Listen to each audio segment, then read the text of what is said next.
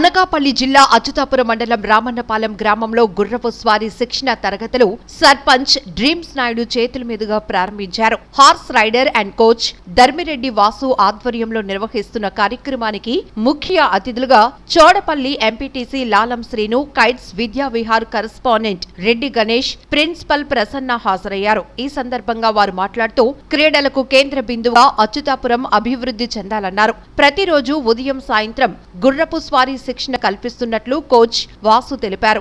మరిన్ని వివరాలకు phone number 6302281305 కు సంప్రదించాలన్నారు. గుర్రపు స్వారీ నేర్చుకున్న వారిలో ఆత్మవిశ్వాసం అధికంగా పెరుగుతుందన్నారు. ఈ కార్యక్రమంలో kites PD CH Shivaji, football coach Siddhu, kites విద్యార్థులు పాల్గొన్నారు.